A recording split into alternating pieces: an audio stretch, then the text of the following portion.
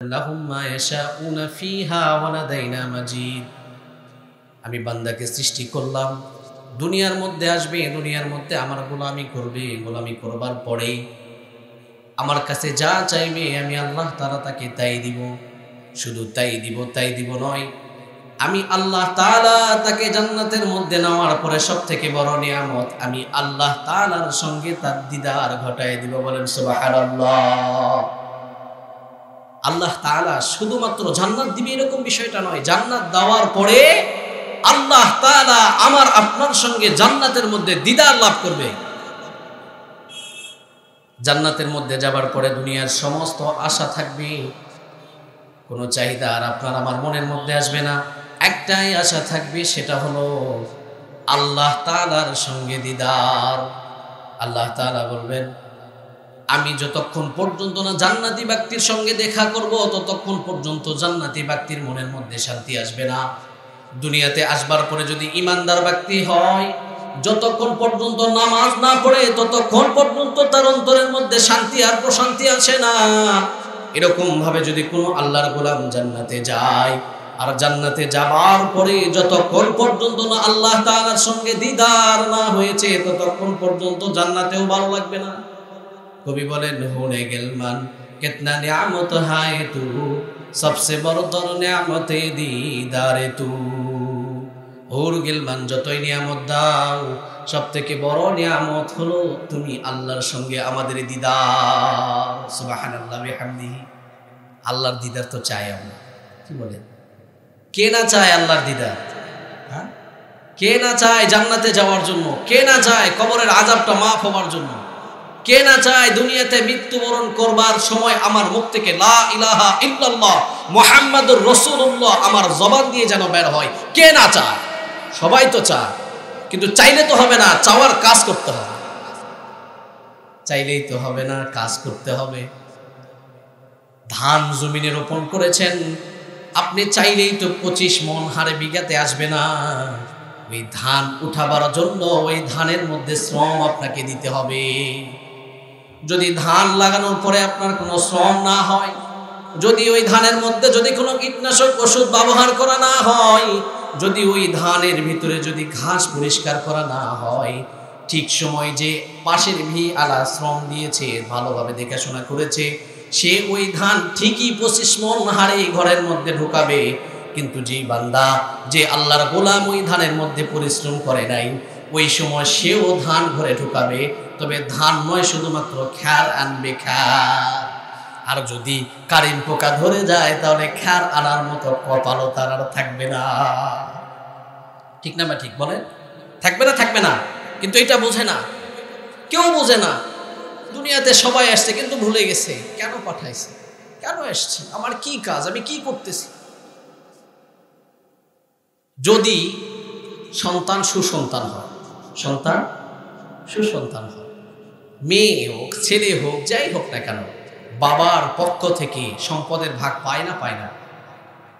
খেয়াল রাখবেন, যদি সন্তান সুসন্তান হয় তাহলে বাবার সম্পদের ভাগ পায় কি পায় না? পরিচয় পায় কি পায় না? পরিচয় পায় যে এটা আমার সন্তান, এটা আমার ছেলে, এটা আমার মেয়ে, এরকম সন্তান পরিচয় পায় না? যদি ছেলে সুসন্তান হয়, আর ছেলে মেয়ে যদি কুসন্তান হয়, পরিচয় দিলেও দেয় কিন্তু মন থেকে ঘৃণা করে কি করে না? তাহলে আমাদের পিতা আছে না নাই? আমাদের পিছনের কোনো খুঁটি আছে না নাই? বলেন, আমাদের খুঁটি আছে না নাই? আমাদের পিতা হলো কে? আদম আলাইহিস সালাতু ওয়াস সালাম। আমার বাবার জমিন আছে না নাই? আমার বাবার জমিনের ভাগ আমরা পাইতে চাই কি চাই না? বলেন, পাইতে চাই। যদি বাবার জমিনের ভাগ পাইতে চাই তাহলে ওই বাবার সুসন্তান হতে হবে। যদি সুসন্তান না হয় তাহলে ওই বাবা সম্পত্তির ভাগ আমাকে আপনাকে দিবে না। ওই বাবা কখনোই আমাকে আপনাকে সুসন্তান হিসাবে পরিচয় দিবে না। তার কারণ যেই বাবার সুসন্তান হিসাবে পরিচয় দিব, ওই বাবা আরো একজন মালিক আছে, যে মালিক সবার, ওই মালিকের কাছে যদি আবদার হয় আর যদি সুসন্তান হয় তাহলে ওই মালিক সবার আবদার পুরা করে নিবে। বলেন সুবহানাল্লাহ। আর ওই আবদার পুরা করার জন্য আমার আপনার পিছনে একটা লাঠি দাঁড় করায় দিছে, একটা খুঁটি দাঁড় করায় দিছে। যদি ওই খুঁটির অনুসরণ করা যায়, যদি ওই খুঁটির অনুকরণ করে চলা যায়, তাহলে আমরা সবাই ওই বাবার সুসন্তান হিসাবে গড়ে উঠবো। বলেন সুবহানাল্লাহ।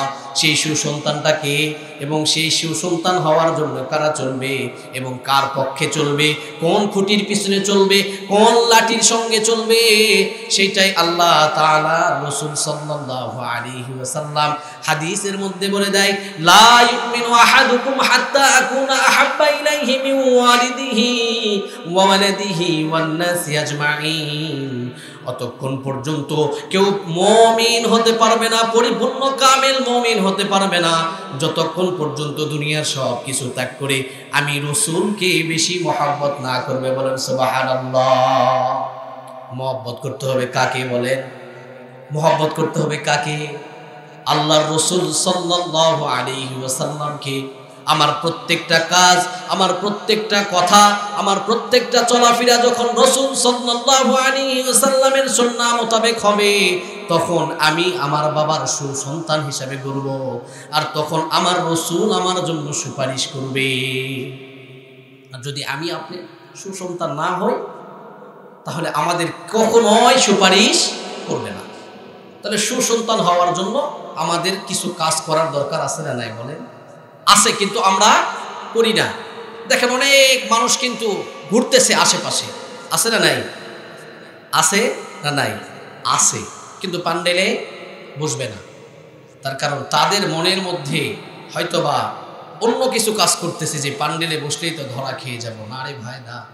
তুমি প্যান্ডেলে বসলে মানে তুমি জান্নাতের দিকে এক ধাপ আগায় গেলে। বলেন সুবহানাল্লাহ। আর তুমি যতক্ষণ বাইরে ঘুরতেছ, এখনো পর্যন্ত রহমতের বেষ্টনে আসতে পারো, এখনো পর্যন্ত রহমতের বাজারে ঢুকতে পারোনি। তুমি রহমতের বাজারেই এখনো দৌড়াদৌড়ি করতেছো, এখনো কাছে আসতে পারো। এই জন্য আমি উদারত আহ্বান করবো, ভাই যারা আসছেন মাহফিল শোনার উদ্দেশ্য করে, আসেন, নিজের রুহের কিছু খোরাক নিয়ে যান। যদি জীবনের মধ্যে কমতি থাকে, সেই কমতিটাতে সেট আপ দেওয়ার চেষ্টা করেন, নিজের জীবনকে গোছাবার চেষ্টা করেন। তার কারণ হেলাই ফেলাই জিন্দিগি শেষ করে দিলেন, পরিবর্তন হবে কবে?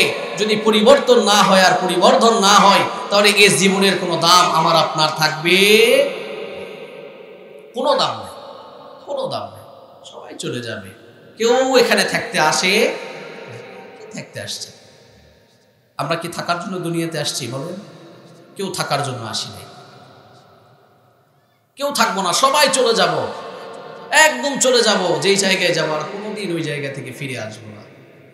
ওই জায়গা থেকে যদি আমি আপনি ফিরে না আসি, আর ফিরে আসবার যদি সুযোগ না থাকে, তাহলে ওই জায়গায় যাওয়ার জন্য কিছু সামানা গোছাইতে হয় কি হয় না? বলেন, হয়। আপনাদেরকে ছোট্ট ছোট্ট একটা ঘটনা শোনায়, যে বুঝবেন যে তারা কেমন আল্লাহর পাগল ছিল, আমরা কেমন আল্লাহ পাগল।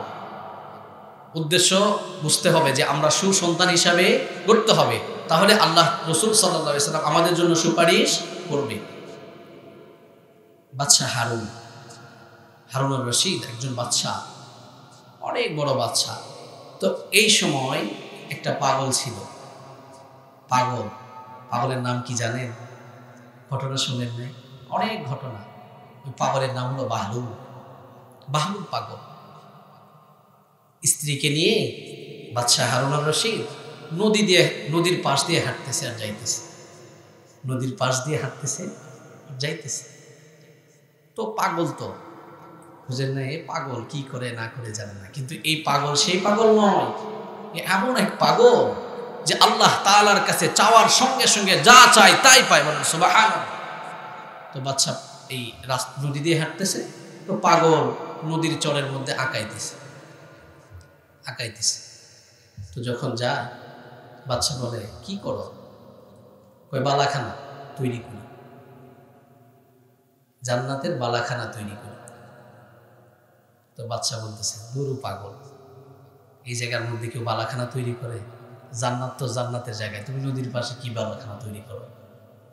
কই, নিলে নাও 1 আনা, নিলে নাও 1 আনা। তো বাদশা চলে গেছে। তো বাচ্চার স্ত্রী পিছনে আছে। তো তখন বলতেছে, আমি তোমাকে একা না দিলে তুমি আমার কাছে বিক্রি করবে? আমি তো বিক্রি করার জন্যই আছি। তো বাদশার স্ত্রী একানা দিয়ে দিছে, একটা বালাখানা তোমাকে দিয়ে দিলাম জান্নাতের মধ্যে। সুবহানাল্লাহ। তো এখন বাদশা বাড়িতে গেছে, যাওয়ার পরে ঘুম আসছে। ঘুমের পরে স্বপ্নে দেখতেছে কিয়ামতের ময়দান হয়ে গেছে, তো জান্নাতের ফায়সালা হয়ে গেছে।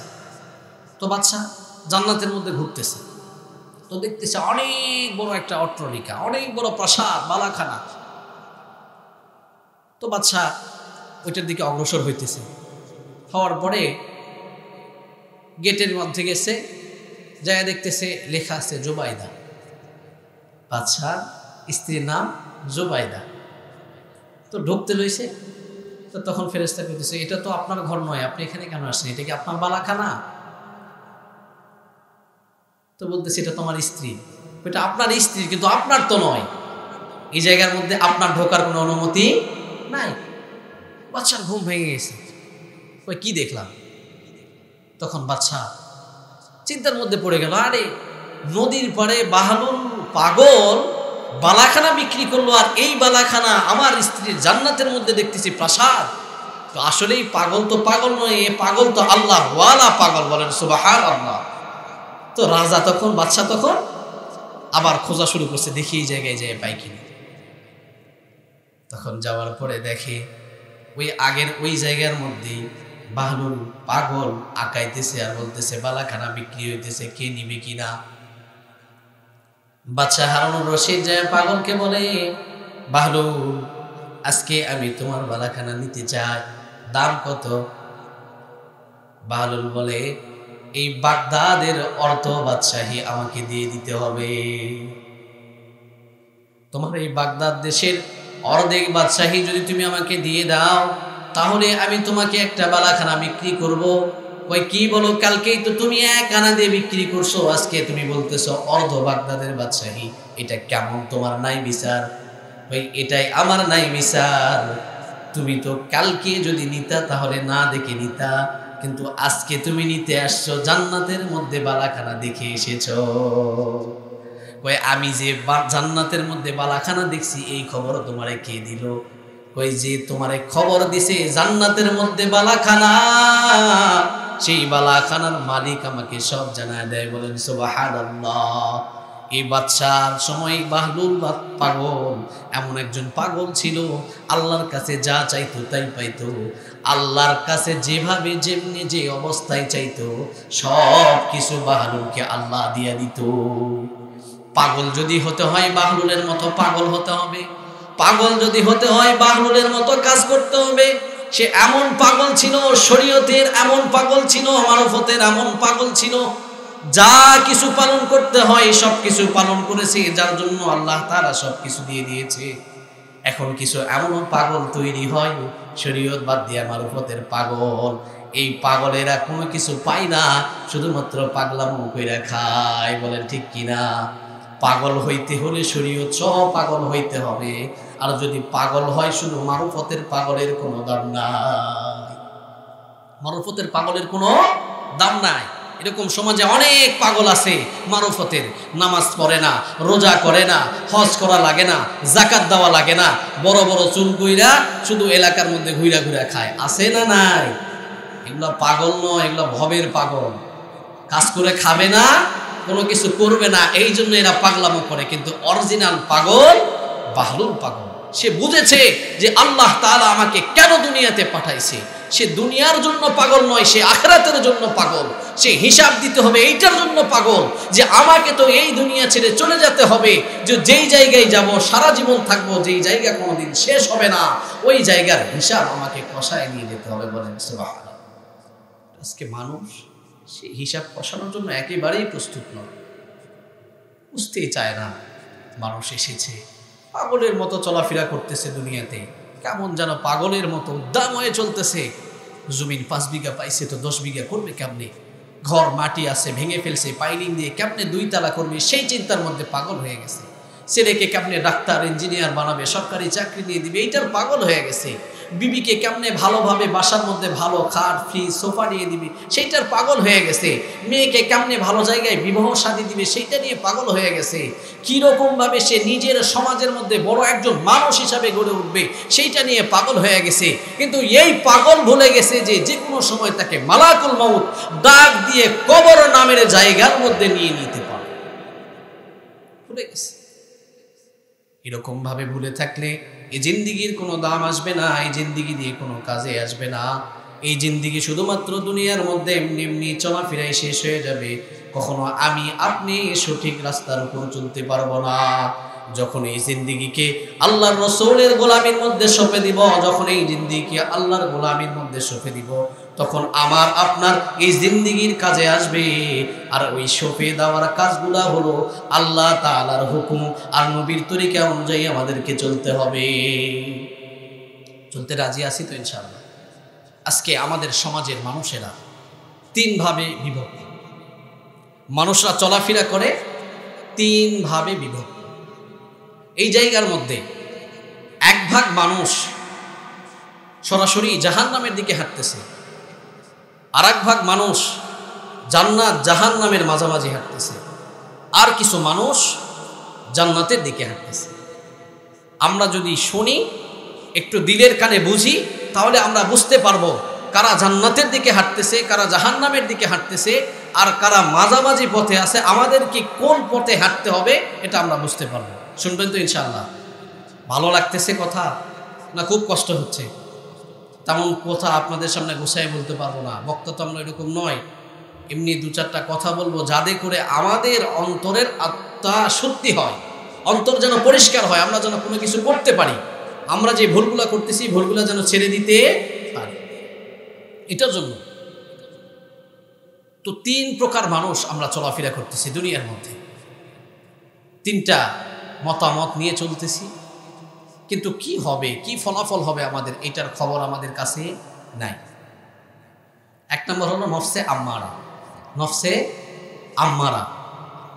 আর এক নম্বর হলো নফসে লাওয়ামা, আর একটা হলো নফসে মুতমাইন্না, নফসে মুতমাইন্না। এই তিন নফসের চলাফেরা করি দুনিয়াতে আমরা। তাহলে কোন নফসের চলাফেরার কোন হালত হবে, কি অবস্থা হবে, আমি একটু আপনাদেরকে তাজ দিব ইনশাআল্লাহ।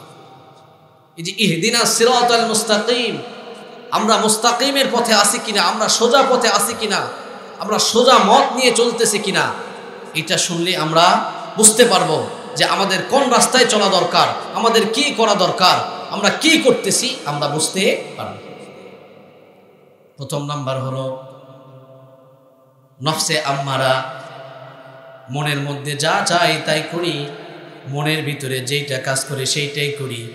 কোনো সময় আমার আপনার অন্তরের মধ্যে আল্লাহর কথা স্মরণ হয় না, আল্লাহর রাসূলের কথা স্মরণ হয় না, কোরআনের কথা স্মরণ হয় না, হাদিসের কথা স্মরণ হয় না। মনের মধ্যে যা চাই তাই করি, কোনটা ভালো কোনটা মন্দ, কোনটা সঠিক কোনটা ব্যাঠিক, কোনটা হারাম কোনটা হালাল, কোনটাই আমরা দেখি না। অন্তরের মধ্যে যা সায় দেয় তাই আমরা করি, যেভাবে চলতে বলে সেরকম ভাবে আমরা চলি। সমাজের কোনো পরোয়া করি না, কোরআন হাদিসের পরোয়া করি না। মনের মধ্যে যদি চায় আমি গান শুনবো, গান শুনতেছি। মনের মধ্যে যদি চায় আমি আমার এই চক্ষু দিয়া জেনা করতেছি, চোখের জেনা করতেছি, জেনা করতেছি। যদি মুখে চায় খারাপ খাবার খাইতেছি, যদি হাতে চায় খারাপ কাজ করার জন্য করতেছি, যদি পায়ে চায় খারাপ কোনো কাজের মধ্যে অগ্রসর হওয়ার জন্য হইতেছি। মনের মধ্যে যা আসে তাই করি, এটার কোনো ভালো মন্দ পার্থক্য করি না। আল্লাহ রসুল বলেন এটার নাম হলো নফসে আম্মারা। এই নফস নিয়ে যারা চলাফেরা করে, আল্লাহ রসুল সাল্লাল্লাহু আলাইহি ওয়াসাল্লাম বলে কোনো সময় এই বান্দা সঠিক জায়গায় বুঝতে পারবে না। ইহদিনাস সিরাতাল মুস্তাকিম সিরাতাল্লাযীনা আন'আমতা আলাইহিম গায়রিল মাগদুবি আলাইহিম ওয়ালাদ-দাল্লিন। সময় ওই রাস্তা পাবে না যেই রাস্তা সঠিক রাস্তা। যদি নফসে আম্মারার মনের সঙ্গে মন বশ করায় চলে, তাহলে তার জিন্দেগি জাহান্নামের দিকে চলে যাবে। বলেন নাউজুবিল্লাহ। মনের মধ্যে যা চাই তাই করা, আমরা যা হারাম যা হালাল কোনোটাই দেখি না, আল্লাহ তাআলা আমাদেরকে যে নিয়ামতগুলো দিয়েছে এই নিয়ামতের শুকরিয়া সঠিকভাবে আদায় করি না। যদি নিয়ামতের সঠিক শুকরিয়া আদায় করতাম তাহলে আমরা আল্লাহ তাআলার ফরমানদারি বান্দা হয়ে যেতাম। আর আল্লাহ তাআলার সঠিক অনুসরণ না করার কারণে, হুকুম না মানার কারণে আমরা আল্লাহ তাআলার নাফরমান বান্দা হিসেবে কবুল হয়ে যাইতেছি। আমাদের খারাপভাবে চলা যাবে না, খারাপ পথে চলা যাবে না, খারাপ কিছু করা যাবে না, কিন্তু প্রতিনিয়ত খারাপের মধ্যে আমরা লিপ্ত আছি, সবসময় খারাপতা করতেছি। আমি নিজে নামাজ পড়ি না, নামাজের মধ্যে কাউকে ডাকিও না, নামাজে যে আসতে হবে এ কথা আমাদের স্মরণ নাই। আল্লাহ বলেন আল্লাহু আকবার, আল্লাহু আকবার, আল্লাহ সব থেকে বড়, আল্লাহ সব থেকে বড়। জুমার দিনে মসজিদ ভরে যায়, জুমার দিনে জায়গা দেওয়া কঠিন হয়ে যায়। যেরকম ভাবে জুমার দিনের জোহরের নামাজটা ফরজ ছিল, জুমার নামাজটা ফরজ ছিল, প্রতিদিন আল্লাহ তাআলা বলে বান্দারে তোমার উপর 6 ওয়াক্ত নামাজ ফরজ, 5 ওয়াক্ত হলো ফরজ আর 1 ওয়াক্ত হলো ওয়াজিব বিতিরের নামাজ। তুমি যেরকম ভাবে শুক্রবারে হাজিরা দিয়েছিলে সেরকম ভাবে প্রতিদিন এই 6 ওয়াক্ত নামাজ তোমার পড়ার দরকার ছিল। ছিল কি ছিল না বলেন? কিন্তু আজকে আমাদের খবর নাই। আরে কেমন নাফরমান বান্দা! আল্লাহ ডাকতেছে, আল্লাহ দুনিয়ার মধ্যে সব থেকে বড়, আর আমি মনে করতেছি আমার ঘুম আমার কাছে সব থেকে বড়। আল্লাহ বলতেছে আল্লাহু আকবার, আল্লাহ সব থেকে বড়। আমি গাড়ি নিয়ে মনের মধ্যে যাই সময় নষ্ট করতেছি, আমার মোটটা আমার কাছে বড়। আল্লাহ বলতেছে জোহরের সময় আল্লাহ সব থেকে বড়, আর আমি মাঠের মধ্যে কাজ করতেছি, আমি বলতেছি আমার ধানের ক্ষেত পরিষ্কার করা বড়। আল্লাহ তাআলা আসরের সময় বলেন আল্লাহ সব থেকে বড়। আমি ঘরের মধ্যে শুয়ে থেকে টিভি দেখা আমার কাছে সব থেকে বড়। আল্লাহ তাআলা মাগরিবের সময় বলেন আল্লাহ সব থেকে বড়। আমি চায়ের দোকানে বসে থেকে গীবত শেখায়েত অন্যের গল্প নিয়ে ব্যস্ত, আমি বলি আমি বড়। আল্লাহ তাআলা বলেন আমার আল্লাহ সব থেকে বড়। আর এশার সময় আমি ঘরের মধ্যে শুয়ে থেকে বলি আমার ঘুম বড়। আল্লাহ তাআলা বলেন এ আল্লাহর এই গোলাম, সে ফরমানদারি নয়, সে হলো নাফরমান, সে সোজাসুজি বিনা হিসাবে যাবে বলে জাহান্নাম। নাউজুবিল্লাহ। বলে হয় কি হয় না এরকম? নাফরমান পোড়া কপাল। কবে তোমার বিবেক বুদ্ধি আসবে? আল্লাহ তাআলা তোমাকে দুনিয়ার মধ্যে পাঠাইছে আল্লাহর গোলামি করবার জন্য, কিন্তু তুমি আল্লাহর গোলামি বাদ দিয়ে তুমি তোমার নিজের গোলামের কথা ধরে নিয়েছো। তুমি তোমার আত্মীয় স্বজন বন্ধু বান্ধব পুরো এলাকার গোলামি তোমার কাছে ধরে নিয়েছো।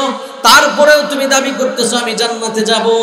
যেরকম ভাবে টাকা দিয়ে শুকরিয়া আদায় করার জায়গায় আলহামদুলিল্লাহ না পড়ে মুখের মধ্যে জুতা দিয়ে শুকরিয়া আদায় করা হয়, এরকম কিছু মুরব্বী আছে না নাই? বলেন ছোট বাচ্চাদেরকে আগে থাপ্পড় মারে, তারপর কয় কান্না থামা। ওই থাপ্পড় মেরে কান্না থামানো যেরকম ভাবে একটা পাগলামো, ওইরকম ভাবে আল্লাহ তাআলার সঙ্গে নাফরমানি করে আবার জান্নাতের আশা করাও আমাদের জন্য পাগলামো। কিন্তু আজকে আমরা পাগল, এটাই করতেছি, এটাই আমাদের কাছে পেশা, এটাই আমাদের কাছে সবকিছু। আরে ভাই, তোমাকে কে ভুলে দিল আল্লাহর কথা? কিসে তোমাকে ভুলে দিল আল্লাহর কথা? তুমি এত পাগল হয়ে গেলে? হায় হায়, নাফরমানি করতেছি, নাফরমানি করতেছি, শুধু নাফরমানি। একটা বারো মনে করলো না যে আল্লাহ তাআলা আমাকে দুনিয়াতে পাঠাইছে আল্লাহর গোলামির জন্য, আর আমি আল্লাহর গোলামি বাদ দিয়ে নিজের গোলামি করতেছি। মানুষ কি হয়ে গেল? এই হাত দিয়ে বাবাকে দাফন করছেন, এই হাত দিয়ে দাদাকে দাফন করছেন, এই হাত দিয়ে মাকে দাফন করছেন, নানা নানি কত আত্মীয় স্বজনকে দাফন করলেন, কত মানুষকে মাটির নিচে রেখে আসলেন। তারপরেও কি নিজের বিবেকের মধ্যে এই বিবেক বোধটা আসে না যে আমারও চলে যেতে হবে, আমারও এই জায়গা থাকবার নয়, গোলামি করতে হয়তো আল্লাহর গোলামি করব, না হলে অন্য কারো গোলামি করব না? এটা বুঝে না কেন?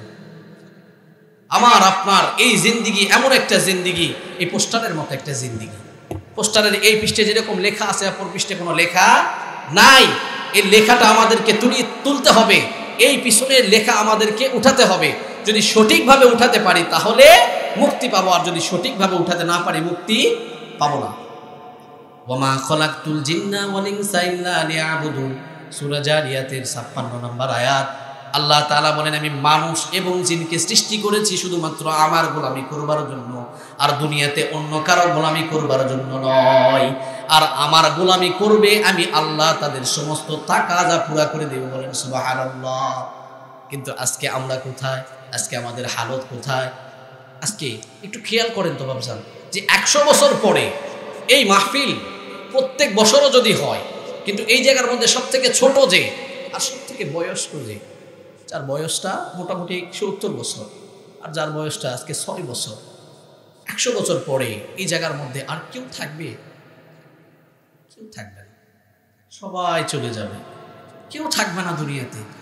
তো দুনিয়ার পাগল, দুনিয়া নিয়ে পাগল হয়ে গেছে, দুনিয়া নিয়ে এমন পাগল হয়েছে আর জিন্দিগি তো এই দুনিয়া থেকে বিদায় দিবে না। হায় হায়, একটু চিন্তা করেন বাবাজি, একটু চিন্তা করেন। বয়স হয়ে গেল, নামাজ ধরতে পারলাম না, বয়স হয়ে গেল যাকাত দিতেছি না, বয়স হয়ে গেল রমজান মাসে রোজা করতেছি না। আরে ভাই, এমনও তো কিছু মানুষ পাওয়া যায় যে এই সময়ের মধ্যে তার হায়াতের অর্ধেক শেষ নয়, পুরা জিন্দিগি শেষ, যে কোনো সময় তো তার ডাক আসতে পারে, তারপরেও তার হাতের মধ্যে সিগারেট নিয়ে এমনভাবে টানে, এরা মনে করে যে দুনিয়াতে সারা জীবন থাকবে। নাফরমান পুরা কপাল কেমনে খায়, জাহান্নামের এই চিজটা কেমনে খায়, হারাম হালালের কোনো তফাৎ করে না, কোনো পার্থক্য করে না। কি হবে এদেরকে দিয়ে, কি করবে এরা? হারাম খা আর চিন্তা করতেছে রাসূল সাল্লাল্লাহু আলাইহি সাল্লাম তাকে শাফাআত করবে, তাকে জান্নাতে নিয়ে যাওয়ার জন্য হাউজে কাউসারের পানি পান করাবে। কোনোদিনও সম্ভব নয় ভাই, কোনোদিনও এরকম আশা করতে পারেন না, কোনো সময়ও সম্ভব নয়। এই জন্য আমাদেরকে ফিরে আসতে হবে কার দিকে? আল্লাহর দিকে। আল্লাহ তাআলাকে পাওয়া এত সহজ, এত সোজা, আমরা এটা বুঝতেছি না। আল্লাহ তাআলাকে পাওয়া খুবই সোজা। দুনিয়ার সমস্ত খারাপ কাজগুলোকে ছেড়ে দিয়ে যদি আল্লাহর গোলামি আমরা করি, তাহলে আমরা আল্লাহ তাআলাকে পেয়ে যাব। নফসে আম্মারার কথা বলতেছিলাম। নফসে আম্মারা যত খারাপ কাজ আছে সমস্ত কাজের মধ্যে সায় দেয়, এইটার নাম হলো নফসে আম্মারা।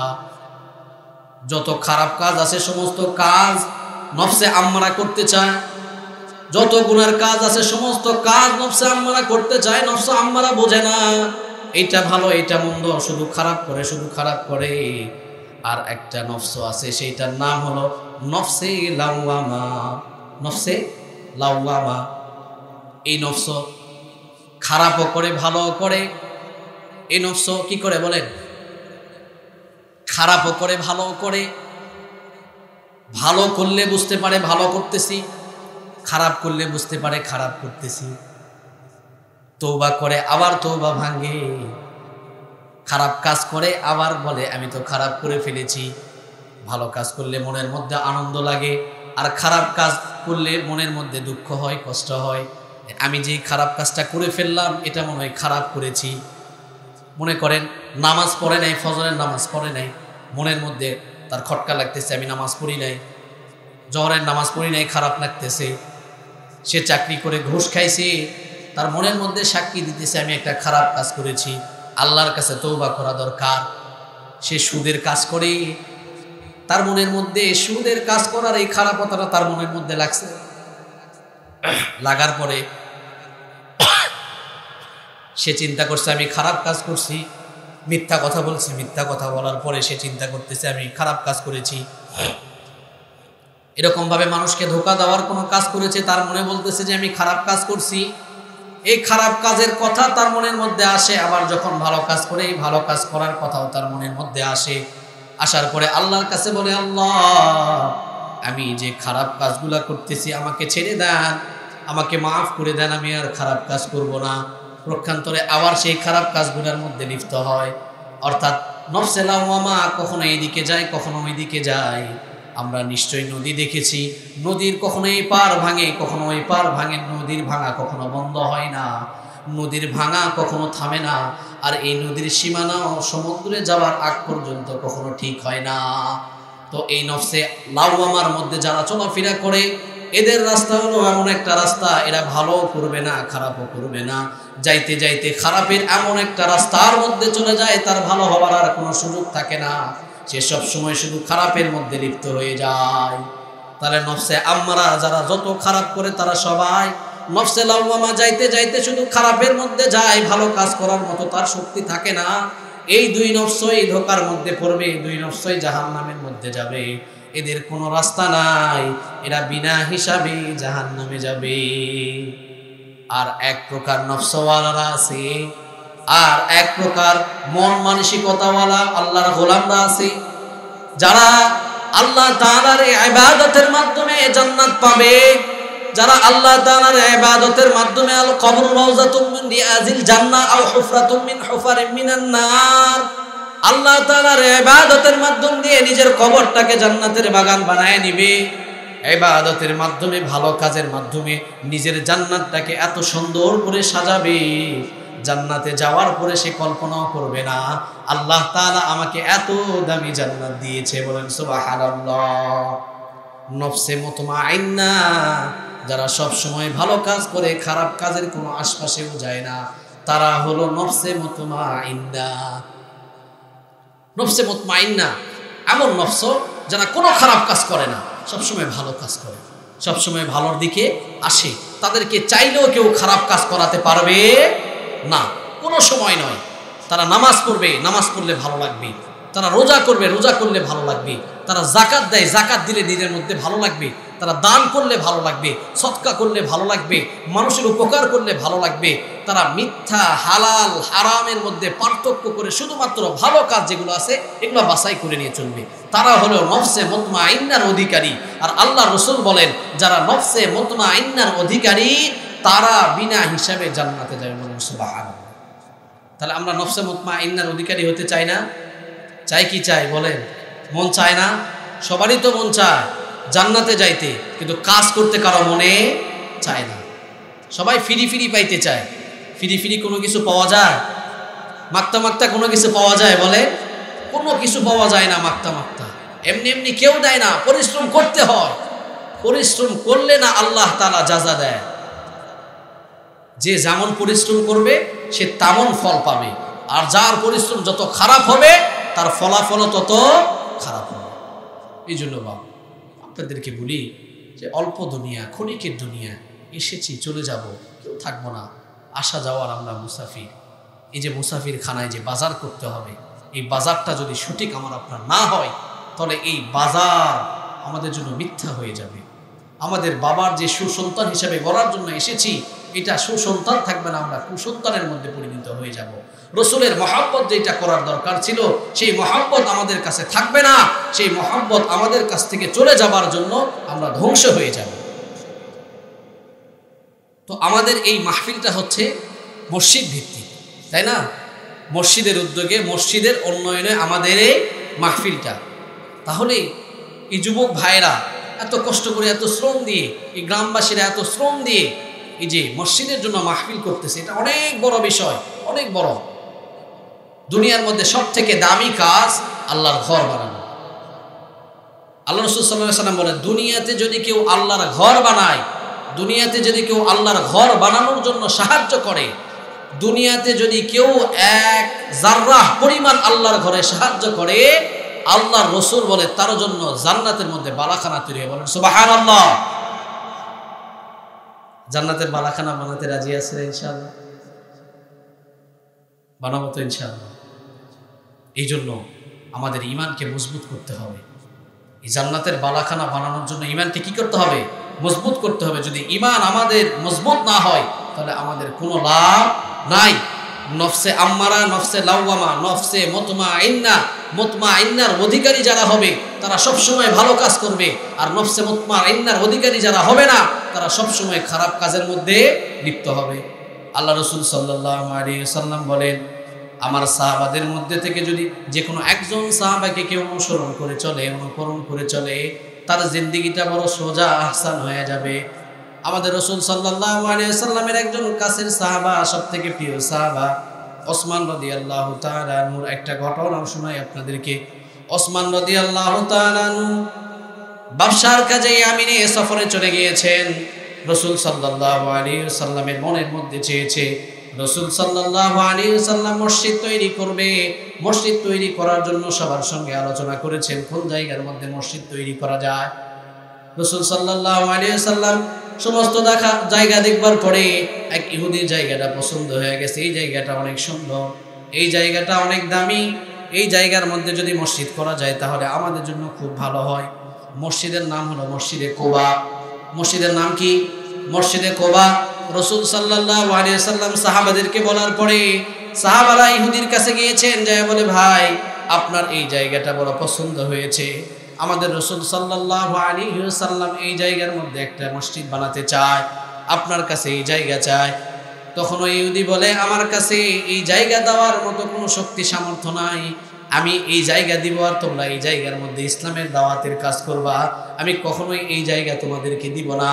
তখন ওই সাহাবী চলে এসেছে, আল্লাহ রাসূল সাল্লাল্লাহু আলাইহি ওয়াসাল্লামকে বলে, ওগো প্রিয় রাসূলুল্লাহ, আমি ওই ইহুদি ব্যক্তির কাছে গিয়েছি, যাওয়ার পরে আমি চেয়েছি আমাকে ওই জায়গাটা দেওয়া হোক, ওই জায়গা সে দিতে রাজি নয়। রাসূল সাল্লাল্লাহু আলাইহি ওয়াসাল্লাম এই কথা শুনে নিজে গিয়েছেন, যাওয়ার পরে বলেন, ওগো ইহুদি ভাই, আপনি আমাদেরকে এই জায়গাটা দিলে আমরা মসজিদ বানাবো, যদি আপনি আমাদেরকে এই জায়গাটা দেন আমরা এই জায়গার মধ্যে আল্লাহর ঘর মানে ইবাদত করতে চাই। ওই ইহুদি বলে, না আমি আপনাদেরকে এই জায়গা দিব না, এই জায়গা আমি দিতে পারবো না। রাসূল সাল্লাল্লাহু আলাইহি ওয়াসাল্লাম মনটা খারাপ করে, মনটা ভারী করে, চেহারাটা মলিন করে ফিরে এসেছে, ঘরের মধ্যে এসে বসে আছে। ইতিমধ্যে ওসমান রাদিয়াল্লাহু তাআলা ব্যবসার কাজ ছেড়ে দিয়ে, ব্যবসার কাজ সব কিছু শেষ করে মসজিদে নববীর দিকে আসতেছে। আসার পরেই দেখে রাসূল সাল্লাল্লাহু আলাইহি ওয়াসাল্লামের চেহারা মলিন। রাসূল সাল্লাল্লাহু আলাইহি ওয়াসাল্লামের চেহারার দিকে তাকায়া ওসমান বুঝতে পেরেছে আমার রাসূলের মনে কেউ কষ্ট দিয়েছে, রাসূল যেটা চেয়েছে সেইটা পাই নাই। রাসূলকে আমি জিজ্ঞাসা করে দেখি রাসূলের মনের মধ্যে কিসের কষ্ট, যেই রাসূল আমাদের জন্য এত কিছু করে, এই রাসূলের চেহারার মধ্যে কষ্ট, এই রাসূলের চেহারার মধ্যে মলিনতা। ওসমান রাদিয়াল্লাহু তাআলা আনহুর অন্তরে সহ্য হয় নাই। রাসূলকে বলেন, ও প্রিয় রাসূলুল্লাহ, আপনার চেহারার মধ্যে যে মলিনতা কিসের জন্য? রাসূলুল্লাহ বলে, ওসমান, আমার এই চেহারার মধ্যে যেই মলিন, আমার এই চেহারার মধ্যে যেই খারাপতা, এটা শুধু আমার নিজের ব্যক্তিগত কোনো কারণে নয়, আমি চেয়েছিলাম আল্লাহর একটা ঘর বানাবো, আল্লাহর একটা মসজিদ বানাবো, যেই ঘরের মধ্যে সবাই বসে আল্লাহর ইবাদত করবে, সবাই বসে আল্লাহর কাছে দোয়া করবে, সবাই আল্লাহর সঙ্গে সাক্ষাৎ করবে, এরকম একটা ঘর বানাইতে চেয়েছিলাম। কই কি হয়েছে রাসূলুল্লাহ? কই দিতে রাজি হয় নাই। কই দাঁড়ান আমি একটু ঘুরে আসি। ওই ইহুদির কাছে যখন ওসমান রাদিয়াল্লাহু তাআলা আনহু গিয়েছে, ইহুদি দেখে বলে, আরে আমি তো এখনই চেয়েছিলাম তুমি আমার কাছে আসবা, তোমার আশায় বসে আছি, কখন ওসমান আসবে, কখন ওসমানের কাছে আমি জমিটা বিক্রি করব। ওসমান কখন আসবে, কখন আমি ওসমানের কাছে বিক্রি করব। তার কারণ জানতো যে ওসমানের কাছে যদি কোনো কিছু চাওয়া হয়, ওসমানের কাছে রাসূলের জন্য, এই ঈমানের জন্য, খোদার জন্য যদি কোনো কিছু চায়, ওসমান সব কিছু দিয়ে দিবে, তারপরও রাসূলের মনের আশাটাকে পূরণ করে। বলেন সুবহানাল্লাহ।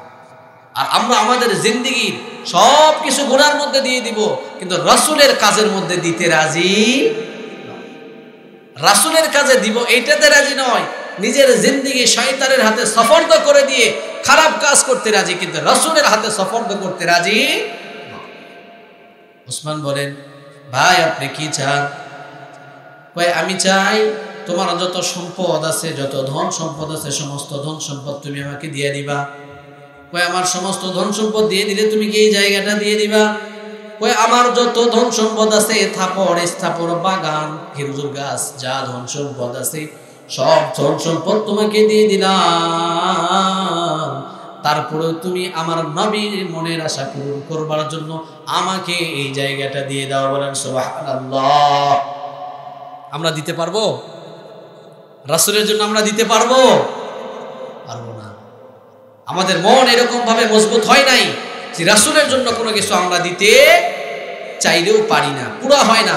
তার কারণ মন যে আমাদের পরিপূর্ণ ঈমানদার হয় নাই, মনের ভিতরে পরিপূর্ণ ঈমানের আলো নেই, যার কারণে আমরা পারি না। ওসমান রাদিয়াল্লাহু তাআলা ওই জায়গার মধ্যে থেকে এসে রাসূল সাল্লাল্লাহু আলাইহি সাল্লামকে বলেন, ও প্রিয় রাসূলুল্লাহ, আপনি আর মন খারাপ করে থাকেন। ওসমান তুমি কোথায় গেছো? ওসমান তুমি কোথায় গেছিলা? ও প্রিয় রাসূলুল্লাহ, আমি গেছিলাম ওই ইহুদি ভাইয়ের কাছে। ওই কি হয়েছে? ওই ইহুদি ভাইয়ের কাছে আমি যাই বললাম, আপনি আপনার জায়গাটা আমাকে দেন, এর বিনিময়ে কি চান? ওই ওসমান তুমি কি দিয়েছ? কি এর বিনিময়ে আমার যত ধন সম্পদ আছে সমস্ত ধন সম্পদ আমি তাকে দিয়ে দিয়ে ওই জায়গাটা মসজিদের জন্য নিয়ে নিয়েছি। বলেন সুবহানাল্লাহ। আল্লাহ রাসূল সাল্লাল্লাহু আলাইহি সাল্লামের ভালোবাসা আর আল্লাহর মুজিজা পিছনে ওই ইহুদি ভাই এসে বলে, যদি আল্লাহর রাসূল একটা জায়গার দাবি করে, যদি আল্লাহর রাসূল শুধুমাত্র একটা জায়গার আশা করে, আর এই জায়গার জন্য যদি কোনো সাহাবা নিজের জিন্দেগীর সমস্ত ধন সম্পদ আল্লাহর রাস্তায় দিয়ে দিতে চায়, আমি ইহুদি কিসের আশায় আমিও ওই নবীর হাতে হাত দিয়ে কালিমায়ে শাহাদাত করতে চাই। সুবহানাল্লাহ বলবেন না? জোরে বলেন সুবহানাল্লাহ। আল্লাহ তাআলার এই গোলামও ঈমান এনে শাহাদাতের কালেমা বরণ করে তারাও জান্নাতের রাস্তার বাসিন্দা হয়ে গিয়েছেন। আজকে আমাদেরকে ওই রকম ভাবে যদি দ্বীনের কাজ না করা হয়, যদি দ্বীনের সঠিক কাজের মধ্যে না আসি, তাহলে আমরা সঠিক বান্দা হতে পারবো না। আমাদের মনের মধ্যে যদি কোনো খটকা খলল থাকে, তাহলে আমরা ইসলামের রাস্তায় চলতে পারবো না। আমার মনের মধ্যে যত সংশয় আছে, আমাদের মনের মধ্যে যত ভেদাভেদ আছে, সব কিছু ভুলে যে শুধুমাত্র রাসূলকে ভালোবাসতে হবে, শুধুমাত্র রাসূলের তরিকা অনুযায়ী চলতে হবে, আল্লাহর কোরআনের হুকুম মেনে আমাদেরকে চলতে হবে, তাহলে আমরা পরিপূর্ণ ঈমানদার হিসেবে গণ্য হব। তাহলে আমরা পরিপূর্ণ ঈমানদার হিসেবে গণ্য হব, তাহলে পরিপূর্ণ মহব্বত করনেওয়ালা হব, আমরা আল্লাহর গোলাম হব। কি ভাই বলেন, হওয়া যাবে না? হইতে রাজি আছি তো ইনশাআল্লাহ? আমাদের সমাজে তো এখন 5 ওয়াক্ত নামাজি পাওয়াই বড় মুশকিল হয়ে যায়। নামাজ পড়তে চায় না, মসজিদের মধ্যে আসতে চায় না। কিন্তু রসুলের ঘটনা নয়, সাহাবাদের ঘটনা নয়, তারা তো পাক্কা ঈমানওয়ালা, তারা তো সোনালী যুগের মানুষ ছিল, তাদের তো কোনো কমতি ছিল না। উলামায়ে হিন্দ কা শানদার মাজি, এক কিতাবের নাম। উলামায়ে হিন্দ কা শানদার মাজি, এক কিতাবের নাম। এই কিতাবের মধ্যে একটা ঘটনা এসেছে। ওই ঘটনার মতো যদি আমি আপনি ঈমানওয়ালা হতাম, আমলওয়ালা হতাম, নামাজওয়ালা হতাম, তাহলে আমার আপনার জান্নাত বড় সোজা হয়ে যেত। কিন্তু আমরা ওইরকম ঈমানওয়ালা নয়, আমলওয়ালা নয়, যার কারণে আমরা পরিপূর্ণভাবে রাস্তায় চলতে পারতেছি। অনেক দূরের ঘটনা নয়, অনেক বড় বড় ওলিয়া উলিয়া, এমনও তো আমাদের বড় বড় ওলিয়া উলিয়া আছে যারা 40 বছর নিজের জিন্দিগির ফজরের ওযু দিয়া এশার নামাজ আদায় করেছে। বলেন সুবহানাল্লাহ। এমনও আল্লাহর ওলি আছে যে তারা এরকম ভাবে 50 বছর 30 বছর সময় পার করে দিছে, কিন্তু জিন্দিগিতে কবিরা গুনার আশেপাশেও যায় নাই, কবিরা গুনার আশেপাশেও যায় নাই। আমাদের তো এরকম মুশকিল হয়ে যাবে যে একটা দিন পাওয়া যে আমি কোনো গুনার কাজ করি নাই, এরকম সময় আমাদের পাওয়া বড় মুশকিল হয়ে যাবে যে আমার হায়াতে একটা দিন আছে যেই দিন আমি গুনাহ করি না। আর তাদের জিন্দিগি এমন ছিল যে তাদের জিন্দিগিতে তারা কোনো কবিরা গুনাহ করে নাই। আমাদের এমন একটা হায়াত যে আমাদের জিন্দিগিতে খুঁজলে প্রত্যেক দিন কোনো না কোনো নাফরমানি আমাদের আছে, যে আল্লাহর সঙ্গে আমরা নাফরমানি করছি। আল্লাহ তাআলা যদি আমাদেরকে না চায়, কোনোভাবে আমরা জান্নাতে যেতে পারবো না, কোনোভাবেই নয়। তার কারণ আমাদের তো নামাজ নামাজের মতো হয় না, রোজা রোজার মতো হয় না, হজ হজের মতো হয় না। তো নামাজ পড়ি তো পড়ি কাউকে দেখানোর জন্য, নাহলে নিজে নামাজ পড়ি 5 ওয়াক্ত না পড়লে সমস্যা হবে। মানে আল্লাহর রহমত ছাড়া যে জান্নাত পাওয়া যায় না, এটার কথা বলতেছে আমরা। আল্লাহ যদি আমাদেরকে ধরে বসে, আল্লাহ তো কোনো সময় অবিচার করে না, সুবিচার করে। তো এই সুবিচার যদি আমাদের সুবিচারও করে, তারপরও আমরা জান্নাতে যেতে পারবো না। কেন? সুবিচার করছে, নামাজের মধ্যে দাঁড়াইছি, আল্লাহু আকবার বলে নামাজে দাঁড়াইলাম, কিন্তু নামাজে দাঁড়ানোর পরে আমার চিন্তা এসে গেছে ধান খেতের, অথবা বাজারে, অথবা কোনো একটা কিছু। এমন একটা নামাজ নাই যে নামাজটা পরিপূর্ণ আল্লাহর কুদরতি পায়ে সেজদা দিবই, একই খেয়াল নামাজের মধ্যে থাকে। আসলে এরকম যে আমার জিন্দিগিতে এমন একটা নামাজও নাই যেই নামাজটা শুধুমাত্র আল্লাহ তাআলার গোলামীর মধ্যেই ছিল, আল্লাহ তাআলার ধ্যান খেয়ালের মধ্যেই ছিল। এইরকম আমাদের একটা নামাজও নাই। তো আল্লাহ যদি ওই দিনে সুবিচার করে বসে যে তোমার তো একটা নামাজও নাই যে তুমি আমাকে পরিপূর্ণ খেয়াল করে রেখেছো, তাহলে কি হবে? জান্নাতে যেতে পারবো? পারবো না। কিন্তু আল্লাহ তাআলা বলেন আমি গফুরুর রহিম, আমি রহমতের ভান্ডার, তোমাকে রহমত দিয়া তোমাকে জান্নাতে দিব। রাসূল সাল্লাল্লাহু আলাইহি সাল্লাম যেই দিন মেরাজে গিয়েছেন, এই দিনের জান্নাতের মধ্যে একটা দরজার মধ্যে লেখা দেখে এসেছে। ওইটা এসে যখন সাহাবাদেরকে বলে, ওগো পিয়ারে সাহাবা, তোমরা চিন্তা করো না, চিন্তা করো না, যে যেভাবেই চলো আল্লাহ তাআলা তোমাদেরকে মাফ করে জান্নাতে দিবে। বলেন সুবহানাল্লাহ। কি দেখেছে রাসূল সাল্লাল্লাহু আলাইহি সাল্লাম মেরাজের রাত্রিতে? জান্নাতের এক গেটের মধ্যে লেখা আছে, বান্দা অপরাধ করবে আর আমি আল্লাহ তাদেরকে মাফ করে দিব। বলেন সুবহানাল্লাহ। বান্দা অপরাধ করবে, আল্লাহ তাআলা মাফ করে দিবে। আল্লাহ তাআলা ওই জায়গার মধ্যে আরো একটা কথা লিখে রেখেছে, আল্লাহ তাআলাকে বান্দারা জুলুম করবে আর আল্লাহ তাআলা জুলুমকে মাফ করে দিবে। আরো একটা কথা লেখা আছে, আল্লাহ তাআলার রহমত থেকে তারা নৈরাশ হয়ে যাবে, কিন্তু আমি আল্লাহ তাদেরকে রহমত দিয়ে জান্নাতের মধ্যে ঢুকাইয়া দিবে। বলেন সুবহানাল্লাহ। আল্লাহ তাআলা রহমত দিয়ে জান্নাতে ঢুকাবে। আল্লাহ তাআলার রহমত ছাড়া জান্নাতে ঢোকা কোনোভাবেই আমাদের জন্য সম্ভব নয়। তার কারণ এই চোখ দিয়া নাফরমানি করি, এই নাক দিয়া নাফরমানি করি, মুখ দিয়া নাফরমানি করি, কান দিয়া নাফরমানি করি, পুরা জিন্দেগি দিয়ে নাফরমানি করি। আল্লাহ তাআলা যদি সুবিচার করে তারপরেও আমরা জান্নাতে যাইতে পারবো না আল্লাহ তাআলার রহমত ছাড়া। তাহলে এই কিছুদিন আগের এক বুজুর্গ, আল্লাহ তাআলার খাস বুজুর্গ ছিলেন খাজা কুতুবউদ্দিন বখতিয়ার কাকি রহমতুল্লাহি আলাইহি। ওলামায়ে হিন্দ কা শানদার মাজি কিতাবের মধ্যে লিখেছেন, এমন একজন বুজুর্গ, দিলের কান দিয়ে শুনবেন বাবাজি, যে তারা কেমন ছিল। আমরা মাহফিলে আসার পরে যদি অন্তরটা একটুও পরিবর্তন না হয়, একটু মনের মধ্যে যদি নাড়া না দেয়, তাহলে বাবজান ওয়াজ শুনে কোনো লাভ নাই। জিন্দিগিতে কত ওয়াজ শুনলাম, জিন্দিগিতে কত মাহফিলে গেলাম, জিন্দিগিতে কত শুক্রবার পার হয়ে গেল, জিন্দিগিতে কত ভালো মন্দ কাজ চলে গেল, কিন্তু জিন্দিগিকে পরিবর্তন করতে পারলাম না। তাহলে এই জিন্দিগির কোনো দাম। পরিবর্তন করতে হবে বাবজান, পরিবর্তন করতে হবে, ছাড়তে হবে, খারাপতাকে ছাড়তে হবে, ভালোকে আঁকড়ে ধরতে হবে, তাহলে আমরা পার পাবো। তো খাজা কুতুবউদ্দিন বখতিয়ার কাকি রহমতুল্লাহি আলাইহি আল্লাহ তাআলার অনেক বড় একজন গোলাম ছিলেন, যেই দিল্লির মধ্যে যার মিনার দাঁড়ায় আছে, কুতুব মিনার। যারা ইন্ডিয়াতে গিয়েছেন, আগের বাবজানেরা আছেন এই দিকে, ইন্ডিয়াতে গেছেন না আপনারা অনেকে ব্যবসার কাজে, তো তারা তো গেছেন। কুতুবউদ্দিনের এই মিনার তো দেখে আসার কথা। কুতুব মিনার দিল্লিতে দাঁড়ায় রয়েছে।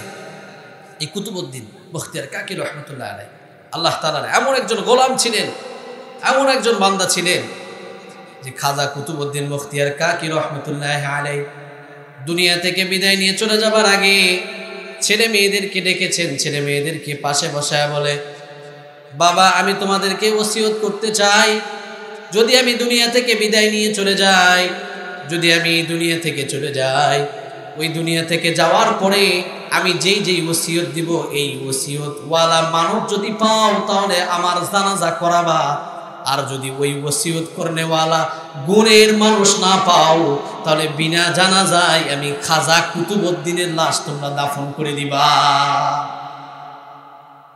যে গুণের কথা বলবো এই গুণওয়ালা মানুষ যদি তোমরা পাও, এক নাম্বার গুণ, যদি কোনো বান্দা ওনারা জিন্দিগিতে এক ওয়াক্ত নামাজ ও তাকবীর উলা ছাড়ে নাই, এরকম বান্দা যদি পাও তারপরে তাকে জানাজার অনুমতি দিও। এক নাম্বার শর্ত তাকবীরে উলা। তাকবীরে উলা কাকে বলে?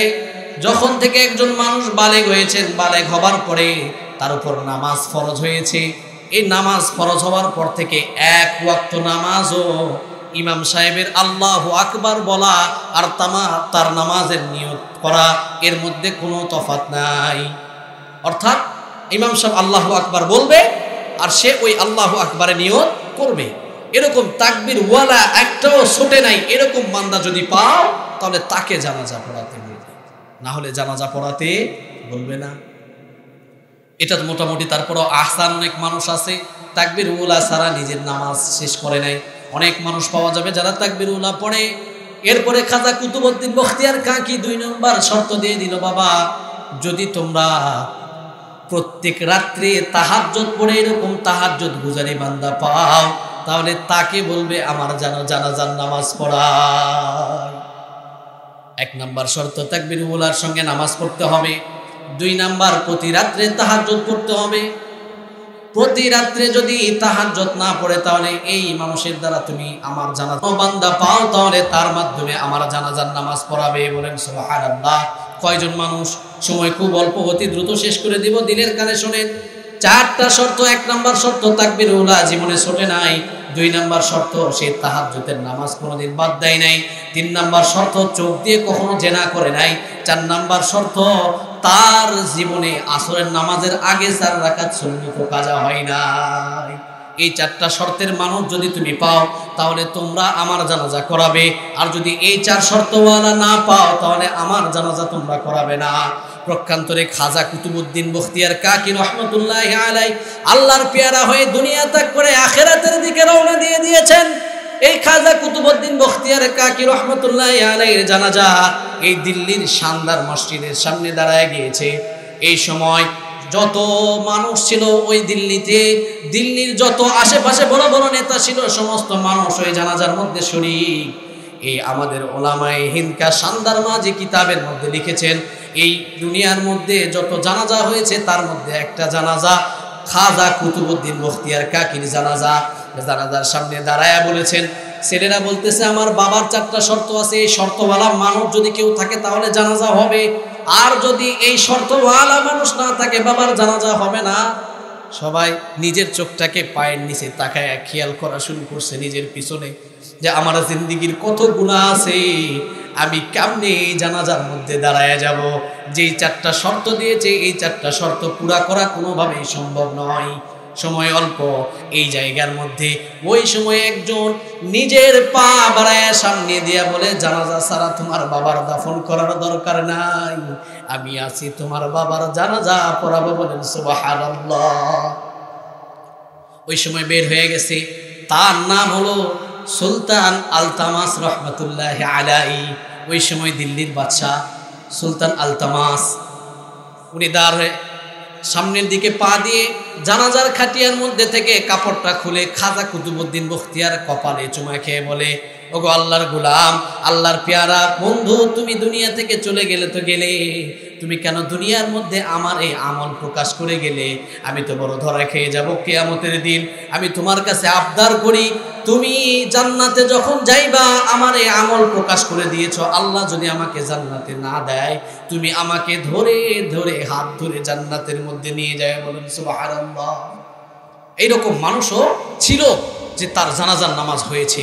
তো এরকম মানুষ আমাদের সমাজে দরকার হওয়ার, তৈরি হওয়ার দরকার আছে না নাই? বলে তৈরি হওয়ার দরকার আছে ভাই। আমাদের সমাজে 5 ওয়াক্ত নামাজ ঠিকমতো মানুষ পড়ে না। আমরা বেশি থেকে বেশি চেষ্টা করব 5 ওয়াক্ত নামাজগুলো মসজিদে আদায় করবার। যত বড় মসজিদ এত মুসল্লি পাওয়া যায় না, এই জন্য আমরা বেশি বেশি নামাজ পড়বো তো ইনশাল্লাহ। 5 ওয়াক্ত নামাজ, তাহাজ্জুদ পড়বো, 5 ওয়াক্ত নামাজ পড়বো, যত সুন্নাহ তরিকা আছে সব কিছু আমল করবো ইনশাল্লাহ। সুদ ঘুষ ছেড়ে দিব তো ইনশাআল্লাহ। সামনে রমজান আসতেছে, রমজান মাসের জন্য প্রস্তুতি গ্রহণ করব।